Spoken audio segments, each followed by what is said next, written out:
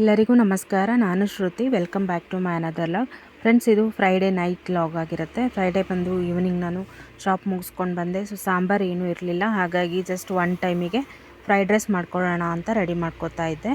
So ಅದ್ರ ಜೊತೆಗೆ ಈ ಲಾಗಲ್ಲಿ ನಾನು ಕೆಲವೊಂದು ವಾಸ್ತು ಟಿಪ್ಸ್ನ ನಿಮ್ಮ ಜೊತೆ ಶೇರ್ ಮಾಡ್ಕೋಬೇಕು ಅಂತ ಅಂದ್ಕೊಂಡಿದ್ದೀನಿ. ಅಂದರೆ ಮನೇಲಿ ಯಾವುದೇ ವಾಸ್ತು ದೋಷ ಇದ್ದರೂ ಕೂಡ ನಾವು ಫಾಲೋ ಮಾಡುವಂಥ ಕೆಲವೊಂದು ಟಿಪ್ಸಿಂದ ಆ ವಾಸ್ತು ದೋಷನ ನಾವು ನಿವಾರಣೆ ಮಾಡ್ಕೋಬೋದು. ಫ್ರೆಂಡ್ಸ್, ಅದಕ್ಕೂ ಮುಂಚೆ ಇನ್ನೂ ಯಾರೆಲ್ಲ ನನ್ನ ಚಾನಲ್ನ ಫಸ್ಟ್ ಟೈಮ್ ನೋಡ್ತಾ ಇದ್ದೀರಾ, ದಯವಿಟ್ಟು ಸಬ್ಸ್ಕ್ರೈಬ್ ಮಾಡ್ಕೊಳ್ಳಿ. ಅದೇ ರೀತಿ ಪಕ್ಕದಲ್ಲಿರೋವಂಥ ಬೆಲ್ ಐಕನ್ನ ಪ್ರೆಸ್ ಮಾಡಿದ್ರೆ ಇದರಿಂದ ನಾನು ನೆಕ್ಸ್ಟ್ ಹಾಕೋಂಥ ಲಾಗ್ಸ್ ನೋಟಿಫಿಕೇಷನ್ ನಿಮಗೆ ಸಿಗುತ್ತೆ ಅಂತ ಹೇಳ್ತಾ ಬನ್ನಿ ಲಾಗ್ನ ಶುರು ಮಾಡೋಣ. ನಾವು ಯಾವಾಗಲೂ ಫಾಲೋ ಮಾಡೋವಂಥ ಕೆಲವೊಂದು ಟಿಪ್ಸಲ್ಲಿ ಮೊದಲನೇದು, ಮನೆ ಬಾಗಿಲು ಅಂದರೆ ಮನೆಯ ಎಂಟ್ರೆನ್ಸ್ ಏನಿರುತ್ತೆ ಅದು ಯಾವಾಗಲೂ ನಾವು ದೈವಿಕ ಕಳೆಯಿಂದ ಇರೋ ಥರ ನೋಡ್ಕೋಬೇಕಾಗತ್ತೆ. ಅಂದರೆ ಯಾವಾಗಲೂ ನಾವು ಹೊರ್ಗಡೆ ಕಸ ಹೊಡೆದು ನೀರು ಹಾಕಿ ಅರಿಶಿನ ಕುಂಕುಮ ಹಚ್ಚಿ ರಂಗೋಲಿ ಎಲ್ಲ ಹಾಕಿ ನಾವು ನೀಟಾಗಿ ಇಟ್ಕೋಬೇಕಾಗತ್ತೆ. ಇದರಿಂದ ಏನಾಗುತ್ತೆ, ನೆಗೆಟಿವಿಟಿ ಅನ್ನೋದು ಇರೋದಿಲ್ಲ. ಹಾಗೆ ಎರಡನೇ ಟಿಪ್ಸ್ ಬಂದು, ಮನೆಯಲ್ಲಿ ಯಾವುದಾದ್ರೂ ಒಂದು ಭಾಗ ಕತ್ಲೆ ಇದೆಯಾ ನೋಡ್ಕೋಬೇಕು. ಮೀನ್ಸ್ ಯಾವುದಾದ್ರೂ ಒಂದು ರೂಮು ನಾವು ಯಾವಾಗಲೂ ಲೈಟ್ ಹಾಕಿರಲ್ಲ, ಆ ಥರ ಆ ಒಂದು ಪ್ಲೇಸಲ್ಲಿ ನಾವು ಆದಷ್ಟು ಬೆಳಕಿರೋ ಥರ ನೋಡ್ಕೋಬೇಕು. ಅಂದರೆ ಒಂದು ಸಣ್ಣದಾಗಿ ಬಲ್ಪ್ ಆದರೂ ಹಾಕಿರಬೇಕು. ಅಟ್ಲೀಸ್ಟ್ ಹಾಕೋಕ್ಕಾಗಿಲ್ಲ ಅಂದರೆ ತಾಮ್ರ ಅಥವಾ ಹಿತ್ತಾಳೆ ಯಾವುದಾದ್ರೂ ಒಂದು ಇದರಲ್ಲಿ ಬೋಗಣಿಯಲ್ಲಿ ನೀರು ತುಂಬಿ ಅದಕ್ಕೆ ಹೂವು ಹಾಕ್ಬಿಟ್ಟು ಇಡಬೇಕು. ಸೊ ಇದರಿಂದ ನೆಗೆಟಿವಿಟಿನ ಅಬ್ಸರ್ವ್ ಮಾಡ್ಕೊಳ್ಳಲ್ಲ ಆ ಪ್ಲೇಸಲ್ಲಿ. ಸೊ ಇದರಿಂದ ಕೂಡ ವಾಸ್ತುದೋಷನ ನಾವು ನಿವಾರಣೆ ಮಾಡ್ಕೋಬೋದು. ಹಾಗೆ ನಾವು ಫಾಲೋ ಮಾಡಬೇಕಾಗಿರೋವಂಥ ಮೂರನೇ ಟಿಪ್ಸ್ ಬಂದು, ಪಂಚಭೂತಗಳಲ್ಲಿ ಬೆಂಕಿ ಕೂಡ ಒಂದು. ಬೆಳಗ್ಗೆ ಮತ್ತು ಸಂಜೆ ನಾವು ಮನೆಯಲ್ಲಿ ಯಾವಾಗಲೂ ದೀಪ ಉರಿಯೋ ಥರ ನೋಡ್ಕೋಬೇಕು. ಮೀನ್ಸ್ ಬೆಳಗ್ಗೆ ಮತ್ತು ಸಂಜೆ 2 ಟೈಮು ದೇವ್ರ ಮನೇಲಿ ನಾವು ದೀಪ ಹಚ್ಚಬೇಕು. ಇದರಿಂದ ಪಾಸಿಟಿವಿಟಿ ವೈಬ್ರೇಷನ್ ನಮಗೆ ಜಾಸ್ತಿ ಆಗುತ್ತೆ ಮನೇಲಿ. ಫೋರ್ತ್ ಒನ್ ಟಿಪ್ ಬಂದು, ನಾವು ಬಾಡಿಗೆ ಮನೇಲಿರಲಿ ಅಥವಾ ಸ್ವಂತ ಮನೆಯಲ್ಲೇ ಇರಲಿ, ಆದರೆ ಮನೆಗೆ ಒಂದು ನೇಮ್ ಪ್ಲೇಟ್ ಅನ್ನೋದು ಇರಬೇಕಾಗತ್ತೆ. ನೇಮ್ ಪ್ಲೇಟ್ ಬಂದು, ಈಗ ನಿಮಗೆ ಓನರ್ ಹಾಕ್ಸ್ಕೊಟ್ಟಿಲ್ಲ ಅಂತ ಹೇಳಿದ್ರೆ ನೀವೇ ನಿಮ್ಮ ಮನೆಗೆ ಒಂದು ನೇಮ್ನ ಇಟ್ಕೊಳ್ಳೋ ಅಂಥದ್ದು. ಅಂದರೆ ಯಾರಾದರೂ ಬಂದು ಅಥವಾ ಅಡ್ರೆಸ್ ನೋಡಿದಾಗ ಇದು ಇವ್ರ ಮನೆನಾ ಅಂತ ಐಡೆಂಟಿಫೈ ಮಾಡ್ತಾರೆ. ಸೊ ಇದರಿಂದ ಏನಾಗುತ್ತೆ, ಪಾಸಿಟಿವ್ ವೈಬ್ರೇಷನ್ ಮನೆಗೆ ಜಾಸ್ತಿ ಆಗುತ್ತೆ ಅಂತಲೇ ಹೇಳ್ಬೋದು. ಹಾಗಾಗಿ ಬಾಡಿಗೆ ಮನೆ ಅಥವಾ ಸ್ವಂತ ಮನೆ ಯಾವುದೇ ಇದ್ದರೂ ಕೂಡ ಮನೆಗೆ ಒಂದು ನೇಮ್ ಪ್ಲೇಟ್ ಅನ್ನೋದು ಕಂಪಲ್ಸರಿ ಆಗಿರುತ್ತೆ.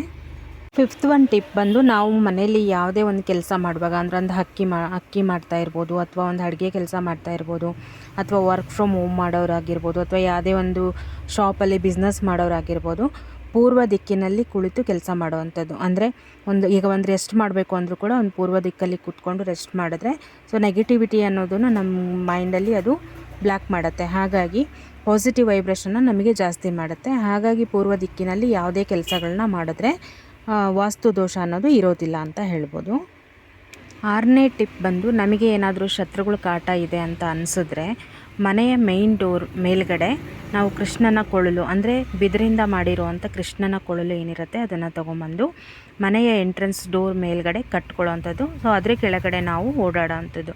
ಸೊ ಈ ಥರ ಮಾಡ್ಕೊಂಡಾಗ ಕೂಡ ನಮಗೆ ವಾಸ್ತು ದೋಷ ಇರೋದಿಲ್ಲ.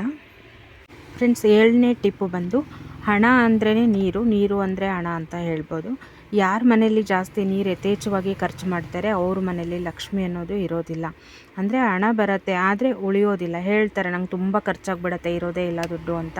ಸೊ ನೀರು ಜಾಸ್ತಿ ಎಲ್ಲಿ ಖರ್ಚಾಗುತ್ತೋ ಅಲ್ಲಿ ಹಣ ಅನ್ನೋದು ನಿಲ್ಲಲ್ಲ. ಹಾಗಾಗಿ ಯಾವುದೇ ಟ್ಯಾಬಲ್ ಆಗಲಿ ನೀರಿನಲ್ಲಿ ನೀರು ಲೀಕೇಜ್ ಆಗ್ತಾಯಿದ್ರೆ ಅದನ್ನು ಮೊದಲು ಸರಿ ಮಾಡಿಸ್ಕೋಬೇಕು. ಹಾಗೆಯೇ ಮನೇಲಿ ನಾವು ಯಥೇಚ್ಛವಾಗಿ ಯಾವ ಪ್ಲೇಸಲ್ಲಿ ನೀರು ಖರ್ಚು ಮಾಡ್ತೀವಿ ಅಲ್ಲೆಲ್ಲ ನೀರನ್ನ ಕಡಿಮೆ ಮಾಡ್ತಾ ಹೋಗಬೇಕು. ಇದರಿಂದ ಕೂಡ ವಾಸ್ತು ದೋಷನ ನಾವು ಕಡಿಮೆ ಮಾಡ್ಕೋಬೋದು. 8ನೇ ಟಿಪ್ಪು ಬಂದು, ನಾವು ಎಲ್ಲಾದರೂ ಹೊರಗಡೆ ಹೋಗಿ ಬಂದಾಗ ಸಾಮಾನ್ಯವಾಗಿ ಬಂದ ತಕ್ಷಣವೇ ಅಡುಗೆ ಮನೆಗೆ ಹೋಗೋದು, ಅಲ್ಲೋಗೋದು ಇಲ್ಲೋಗೋದು, ತಿನ್ನೋದು ಕುಡಿಯೋದು ಎಲ್ಲ ಮಾಡ್ತೀವಿ. ಆದರೆ ನಾವೆಲ್ಲೆಲ್ಲೋ ಓಡಾಡ್ಕೊಂಬಂದಿರ್ತೀವಿ, ಆ ನೆಗೆಟಿವಿಟಿ ಅನ್ನೋದು ನಮ್ಮ ಕಾಲಲ್ಲಿರುತ್ತೆ. ಅದನ್ನು ನಾವು ಮನೆಯೆಲ್ಲ ಸ್ಪ್ರೆಡ್ ಮಾಡಿಬಿಡ್ತೀವಿ. ಹಾಗಾಗಿ ಬಂದ ತಕ್ಷಣ ನಾವು ವಾಶ್ರೂಮಿಗೆ ಹೋಗಿ ನೀಟಾಗಿ ಕಾಲೆಲ್ಲ ತೊಳ್ಕೊಂಡು ಅದಾದ ನಂತರನೇ ನಾವು ಎಲ್ಲ ಕಡೆ ಓಡಾಡಬೇಕಾಗತ್ತೆ. ಸೊ ಇದರಿಂದ ಕೂಡ ನಾವು ಪಾಸಿಟಿವ್ನ ಜಾಸ್ತಿ ಮಾಡ್ಕೋಬೋದು ಮನೇಲಿ. 8ನೇ ಟಿಪ್ಪು ಬಂದು, ಸಾಮಾನ್ಯವಾಗಿ ಮನೇಲಿ ನಾವು ಕಸ ಹೊಡಿತೀವಿ. ಕಸ ಹೊಡೆದು ಒಂದು ಮೂಲೆಗೆ ಗುಂಡು ಮಾಡಿ ಹಾಗೆ ಬಿಟ್ಬಿಡ್ತೀವಿ. ಸೊ ಇದರಿಂದ ಏನಾಗುತ್ತೆ ಅಂತೇಳಿದ್ರೆ ನೆಗೆಟಿವ್ ವೈಬ್ರೇಷನ್ಸ್ ಜಾಸ್ತಿ ಆಗುತ್ತೆ ಮನೇಲಿ. ಸೊ ಆವಾಗ ಮನೇಲಿ ಲಕ್ಷ್ಮಿ ಅನ್ನೋದು ಸ್ಥಿರವಾಗಿ ನಿಲ್ಲಲ್ಲ. ಹಾಗಾಗಿ ಅವತ್ತಿನ ಕಸನ ಆವಾಗವಾಗಲೇ ನೀವು ತೆಗೆದು ಹೊರಗಡೆ ಹಾಕಿದ್ರೆ ವಾಸ್ತು ದೋಷ ಇರೋದಿಲ್ಲ. 9ನೇ ಟಿಪ್ಪು ಬಂದು, ಓಡೋ ಕುದುರೆ, 7 ಕುದುರೆ ಇರೋವಂಥದ್ದು ಓಡ್ತಾ ಇರಬೇಕು. ಆ ಥರ ಕುದುರೆದು ಫೋಟೋ ಏನು ಬರುತ್ತೆ ಅದನ್ನು ಪೂರ್ವ ದಿಕ್ಕಿಗೆ ಇರೋ ಥರ ಹಾಕ್ಕೋಬೇಕು. ಸೊ ಇದನ್ನು ನಾವು ಫಾಲೋ ಮಾಡೋದ್ರಿಂದ ನಮ್ಮ ಮನೇಲಿರುವಂಥ ವಾಸ್ತು ದೋಷ ಅನ್ನೋದು ಕಡಿಮೆ ಆಗುತ್ತೆ ಅಂತಲೇ ಹೇಳ್ಬೋದು. ಫ್ರೆಂಡ್ಸ್, ಇದಿಷ್ಟು ನನಗೆ ಗೊತ್ತಿರೋ ಮಟ್ಟಿಗೆ ನಾವು ಫಾಲೋ ಮಾಡೋವಂಥ ಕೆಲವೊಂದು ಟಿಪ್ಸ್ನ ನಾನು ನಿಮ್ಮ ಜೊತೆ ಶೇರ್ ಮಾಡ್ಕೊತಾ ಇದ್ದೀನಿ. ಸೊ ಇದರಲ್ಲಿ ಏನಾದರೂ ಕೆಲವೊಂದು ಮಿಸ್ಟೇಕ್ಸ್ ಇದ್ದರೆ ನೀವು ನನಗೆ ಹೇಳ್ಬೋದು. ಬಟ್ ಇದರಿಂದ ನಮಗೆ ಎಲ್ಲರಿಗೂ ಒಳ್ಳೆಯದಾಗತ್ತೆ ಅನ್ನೋದು ನನ್ನ ಭಾವನೆ. ಸೊ ಇದಿಷ್ಟು ವಾಸ್ತು ದೋಷ ಇಲ್ಲದೆ ಇರೋ ಥರ ನಾವು ಫಾಲೋ ಮಾಡಬೇಕಾಗಿರೋವಂಥ ಕೆಲವೊಂದು ಟಿಪ್ಸು. ಅಂದರೆ ಮನೆ ಕಟ್ಟುವಾಗ ವಾಸ್ತು ದೋಷ ಏನೇ ಇರಲಿ, ಬಟ್ ಅದನ್ನು ನಾವು ಸರಿ ಮಾಡ್ಕೊಳ್ಳೋಕ್ಕಾಗದೇ ಇರೋವಂಥ ಟೈಮಲ್ಲಿ ನಾವು ಈ ಕೆಲವೊಂದು ಸಣ್ಣ ಸಣ್ಣ ಟಿಪ್ಸ್ನ ಫಾಲೋ ಮಾಡೋದ್ರಿಂದ ನಮಗೆ ಒಳ್ಳೆಯದಾಗತ್ತೆ ಅಂತ ಹೇಳ್ಬಿಟ್ಟು ಅಷ್ಟೇ. ಸೊ ನಾನಿವತ್ತು ಫ್ರೈಡ್ ರೈಸ್ ಮಾಡ್ತಾಯಿದ್ದೀನಿ. ಸೊ ಆ ಒಂದು ರೆಸಿಪಿನ ನಾನು ನಿಮ್ಮ ಜೊತೆ ಶೇರ್ ಮಾಡ್ಕೊತಾ ಇದ್ದೀನಿ. ಸೊ ಬನ್ನಿ ಫ್ರೈಡ್ ರೈಸ್ ಯಾವ ರೀತಿ ಮಾಡೋದು ಅಂತ ನೋಡ್ಕೊಂಬರೋಣ. ಸಾಮಾನ್ಯವಾಗಿ ಫ್ರೈಡ್ ರೈಸ್ ಅಂದರೆ ಎಲ್ಲರಿಗೂ ಇಷ್ಟ ಆಗುತ್ತೆ, ಮಕ್ಳಿಗೂ ಇಷ್ಟ ಆಗುತ್ತೆ, ದೊಡ್ಡವ್ರಿಗೂ ಇಷ್ಟ ಆಗುತ್ತೆ. ಸೊ ತರಕಾರಿ ತಿಂದೇ ಇರೋವಂಥ ಮಕ್ಕಳಿಗೆ ನಾವು ಈ ಥರ ಮಾಡಿಕೊಟ್ರೆ ತುಂಬಾ ಇಷ್ಟಪಟ್ಟು ತಿಂತಾರೆ ಅಂತಲೇ ಹೇಳ್ಬೋದು. ಸೊ ಕೆಲವೊಂದು ಹೋಟೆಲ್ಗಳಲ್ಲಿ ಮೊದಲು ಕೊಡ್ತಾಯಿದ್ರು ಫ್ರೈಡ್ ರೈಸಿಗೆ ಸೈಡ್ ಡಿಶ್ ಆಗಿ ವಿನಿಗರ್ ಮತ್ತು ಸೋಯಾ ಸಾಸ್ನ ಉಪಯೋಗಿಸ್ಕೊಂಡು ಒಂದು ಸೈಡ್ ಡಿಶ್ನ ಮಾಡ್ಕೋಬೋದು. ತುಂಬಾ ಚೆನ್ನಾಗಿರುತ್ತೆ. ಸೊ ವಿಡಿಯೋನ ಎಲ್ಲೂ ಸ್ಕಿಪ್ ಮಾಡದೆ ನೋಡಿ, ಕೊನೆಯಲ್ಲಿ ತೋರಿಸ್ತೀನಿ. ಸೊ ಬನ್ನಿ ಈಗ ಫ್ರೈಡ್ ರೈಸಿಗೆ ಏನೇನು ಇಂಗ್ರೀಡಿಯೆಂಟ್ಸ್ ಬೇಕಾಗತ್ತೆ ಅಂತ ನೋಡ್ಕೊಂಬರೋಣ. ಫ್ರೆಂಡ್ಸ್, ಫ್ರೈಡ್ ರೈಸಿಗೆ ಕ್ಯಾಪ್ಸಿಕಮ್ ಹೆಚ್ಚಿಟ್ಕೋಬೇಕು, ಅದ್ರ ಜೊತೆಗೆ ಬೆಳ್ಳುಳ್ಳಿ ಹೆಚ್ಚಿಟ್ಕೋಬೇಕು, ಕ್ಯಾರೆಟು, ಈರುಳ್ಳಿ, ಹಸಿಮೆಣ್ಸಿನ್ಕಾಯಿ ಮತ್ತು ಬೀನ್ಸ್ನ ಕ್ರಾಸ್ ಹೆಚ್ಕೊಂಡ್ರೆ ತುಂಬ ಚೆನ್ನಾಗಾಗತ್ತೆ. ನೀವು ಇದ್ರ ಜೊತೆಗೆ ಪನ್ನೀರ್ ಕೂಡ ಆ್ಯಡ್ ಮಾಡ್ಕೋಬೋದು, ಅದು ಕೂಡ ಚೆನ್ನಾಗಿ ಅನಿಸುತ್ತೆ. ಸೊ ಒಂದು ಬಾಣಲೆ ಇಟ್ಬಿಟ್ಟು ಬಾಣಲೆಗೆ ಎಣ್ಣೆ ಕಾದ ನಂತರ ಈರುಳ್ಳಿ ಮತ್ತು ಹೆಚ್ಚಿಟ್ಕೊಂಡಿರೋಂಥ ಬೆಳ್ಳುಳ್ಳಿ, ಹಸಿರು ಮೆಣಸಿನ್ಕಾಯಿ, ಖಾರಕ್ಕೆ ಎಷ್ಟು ಬೇಕೋ ಅಷ್ಟು ಮೆಣಸಿನ್ಕಾಯಿ ಹಾಕ್ಕೊಳ್ಳಿ, ಜೊತೆಗೆ ಕ್ಯಾಪ್ಸಿಕಮ್, ಹಾಗೆಯೇ ಕ್ಯಾರೆಟ್ ಮತ್ತು ಹೆಚ್ಚಿಟ್ಕೊಂಡಿರೋಂಥ ಬೀನ್ಸು ಅಷ್ಟನ್ನು ಆ್ಯಡ್ ಮಾಡಿ ಫ್ರೈ ಮಾಡ್ಕೋಬೇಕು. ಇದನ್ನು ತುಂಬ ಬೇಯಿಸೋ ಅವಶ್ಯಕತೆ ಇಲ್ಲ. ಫ್ರೈಡ್ ರೈಸ್ ಅಂತ ಹೇಳಿದ್ರೆ ಇದು ಅರ್ಧಂಬರ್ಧ ಅಷ್ಟೇ ಬೇಯಬೇಕು. ಫ್ರೈಡ್ ರೈಸಲ್ಲಿ ವೆಜಿಟೇಬಲ್ಸು ಎಣ್ಣೆಲೇ ಫ್ರೈ ಮಾಡ್ಕೋಬೇಕು. ಇದಕ್ಕೆ ಸ್ವಲ್ಪ ಉಪ್ಪು ಸೇರಿಸ್ಕೊಂಡ್ರೆ ಬೇಗ ಬೇಯುತ್ತೆ ಅಂತ ಹೇಳ್ಬಿಟ್ಟು ಸ್ವಲ್ಪ ಉಪ್ಪನ್ನ ಸೇರಿಸ್ಕೋಬೇಕಾಗತ್ತೆ. ಅದಾದ ನಂತರ ಗೊಜ್ಜಿಗೆ ನಿಮ್ಗೆ ಎಷ್ಟು ಬೇಕೋ ಅಷ್ಟು ಉಪ್ಪನ್ನ ಆ್ಯಡ್ ಮಾಡ್ಕೋಬೋದು. ಸೊ ಅದಕ್ಕಿಂತ ಮುಂಚೆ ನೀವು ಅನ್ನ ಮಾಡಿ ಇಟ್ಕೊಂಡಿರಬೇಕು. ಅನ್ನ ಸ್ವಲ್ಪ ಉದುರು ಮಾಡಿಕೊಂಡ್ರೆ ಚೆನ್ನಾಗಾಗತ್ತೆ ಫ್ರೈಡ್ ರೈಸಿಗೆ. ನೀವು ಬಾಸುಮತಿ ಅಕ್ಕಿಯಲ್ಲಿ ಕೂಡ ಮಾಡ್ಕೋಬೋದು, ಅದು ಕೂಡ ಚೆನ್ನಾಗಾಗತ್ತೆ. ಸೊ ಇದನ್ನು ಒಂದು 10 ನಿಮಿಷ ಅಷ್ಟೇ ಬಾಡಿಸ್ಕೊಂಡ್ರೆ ಸಾಕಾಗತ್ತೆ, ತುಂಬ ಬೇಯೋ ಅವಶ್ಯಕತೆ ಏನಿರೋದಿಲ್ಲ. ನಾನಿಲ್ಲಿ ಫ್ರೈಡ್ ರೈಸ್ ಮಾಡೋದಕ್ಕೆ ಆಚಿಯವ್ರದ್ದು ಫ್ರೈಡ್ ರೈಸ್ ಪೌಡರ್ನ ಉಪಯೋಗಿಸ್ತಾ ಇದ್ದೀನಿ. ಅದೇ ರೀತಿ ಸೆಜ್ವಾನ್ ಅವ್ರದ್ದು ಚೆನ್ನಾಗಿ ಬರುತ್ತೆ ಪೌಡರು. ಅದಕ್ಕೆ ನೀವು ಮೆಣಸಿನ್ಕಾಯಿ ಎಲ್ಲ ಏನೂ ಹಾಕೋದು ಬೇಕಾಗಲ್ಲ, ಖಾರ ಅದರಲ್ಲೇ ಇರುತ್ತೆ. ಇದರಲ್ಲಿ ಖಾರ ಇರೋದಿಲ್ಲ, ಹಾಗಾಗಿ ಹಸಿಮೆಣ್ಸಿನ್ಕಾಯಿನ ಆ್ಯಡ್ ಮಾಡ್ಕೊಂಡಿದ್ದೀವಿ.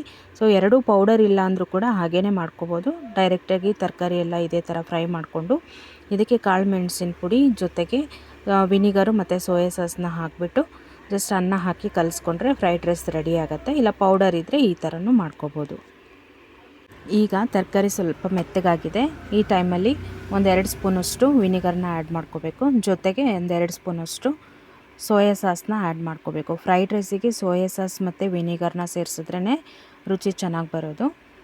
ಸೊ ಸೋಯಾ ಸಾಸ್ ಹಾಕಿ 1-2 ನಿಮಿಷ ಹಂಗೆ ಬಾಡಿಸ್ಕೊಂಡು ಅದಾದ ನಂತರ ಆಚಿ ಪೌಡರ್ ಏನಿದೆ ಅದನ್ನು ಸೇರಿಸ್ಕೋಬೇಕಾಗತ್ತೆ.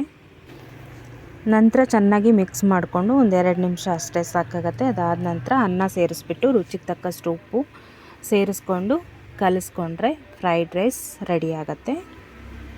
ಊಟದ ವಿಷಯಕ್ಕೆ ಬಂದಾಗ ಮನೇಲಿ ಯಾವಾಗಲೂ ಊಟ ಮಾಡಿ ಬೇಜಾರಾದಾಗ ಹೊರ್ಗಡೆ ಊಟ ಹೋಟೆಲಲ್ಲಿ ತಿನ್ನಬೇಕು ಅನಿಸುತ್ತೆ. ಕೆಲವೊಬ್ಬರು ಹೋಟೆಲಲ್ಲೇ ಊಟ ಮಾಡ್ತಾ ಇರೋರಿಗೆ ಅನಿಸುತ್ತೆ ಮನೆ ಊಟ ತಿನ್ನಬೇಕು ಅಂತ. ಇದೇ ಅಲ್ವಾ ಬಾಯಿ ರುಚಿ ಅಂದರೆ ಮನೆ ಊಟನೂ ಬೇಕು ಅನಿಸುತ್ತೆ, ಹೋಟೆಲ್ ಊಟನೂ ಬೇಕು ಅನಿಸುತ್ತೆ. ಇತ್ತೀಚೆಗೆಲ್ಲ ಏನಾಗ್ಬಿಟ್ಟಿದೆ ಅಂದರೆ ಹೋಟೆಲಲ್ಲಿ ಮಾಡೋವಂಥ ರೆಸಿಪೀಸ್ನೇ ಮನೇಲೇ ಮಾಡೋದ್ರಿಂದ ಗಂಡು ಮಕ್ಕಳು ಸಾಮಾನ್ಯ ಹೊರ್ಗಡೆ ಹೋಗಿ ತಿನ್ನೋದು ಸಂಖ್ಯೆ ಕಡಿಮೆ ಆಗಿದೆ ಅಂತಲೇ ಹೇಳ್ಬೋದು. ಫ್ರೈಡ್ ರೈಸ್ ಆಯಿತು. ನೆಕ್ಸ್ಟು ಗಮ್ಯಂಗೆ ಆಮ್ಲೆಟ್ ಮಾಡಿಕೊಡೋಣ ಅಂತ ರೆಡಿ ಮಾಡ್ಕೊತಾ ಇದ್ದೆ. ಸೊ ಆಮ್ಲೆಟ್ ಸಾಮಾನ್ಯ ಎಲ್ಲರೂ ಮಾಡ್ತಿರಲ್ವ, ನಾನು ಅದೇ ಥರನೇ ಮಾಡೋದು. ಡೈವಿಗೆ ತುಂಬ ಹಠ ಮಾಡ್ತಿದ್ರು ಅಂತ ಎತ್ಕೊಂಡಿದ್ದೆ. ಸೊ ಒಂದೇ ಕೈಯಲ್ಲೇ ಮೊಟ್ಟೆ ಹೊಡೆದು ಹಾಕಿದ್ರಿಂದ ಸಿಪ್ಪೆ ಎಲ್ಲ ಅದರಲ್ಲೇ ಬಿಚ್ಕೊಂಡ್ಬಿಟ್ಟಿತ್ತು. ಸರಿ ಸೈಡಿಗೆ ತೆಗೆದ್ಬಿಟ್ಟು ಆಮ್ಲೆಟ್ ಮಾಡಿದೆ.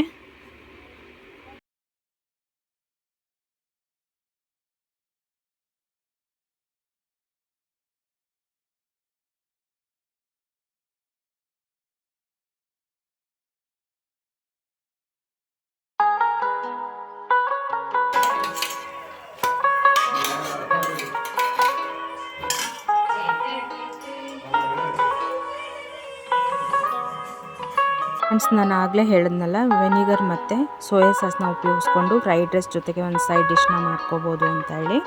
ಸೊ ಒಂದು ಬೌಲ್ಗೆ ನೀರು ಹಾಕ್ಕೊಂಡು ಆ ನೀರಿಗೆ 2 ಸ್ಪೂನಷ್ಟು ಸೋಯಾ ಸಾಸು ಮತ್ತು 2 ಸ್ಪೂನಷ್ಟು ವಿನಿಗರ್ನ ಹಾಕ್ಕೋಬೇಕು. ಅದಾದ ನಂತರ ಅದಕ್ಕೆ ಉಪ್ಪು ಜೊತೆಗೆ ಹಸಿಮೆಣ್ಸಿನ್ಕಾಯಿ ಬಂದು ಗಾಲೆ ಹೆಚ್ಕೊಂಡು ಹಾಕ್ಕೋಬೇಕು. ರಿಂಗ್ಸ್ ಟೈಪ್ ಕಟ್ ಮಾಡಿಕೊಂಡು ಹಾಕ್ಕೊಂಡು ಚೆನ್ನಾಗಿ ಮಿಕ್ಸ್ ಮಾಡಿದ್ರೆ ಸೂಪರಾಗಿರುವಂಥ ಫ್ರೈಡ್ ರೈಸ್ ಜೊತೆಗೆ ಒಂದು ಸೈಡ್ ಡಿಶ್ ರೆಡಿ ಆಗುತ್ತೆ. ಇದಕ್ಕೆ ಹೆಸರೇನು ಅಂತ ಕೇಳಬೇಡಿ, ಗೊತ್ತಿಲ್ಲ ನನಗೆ.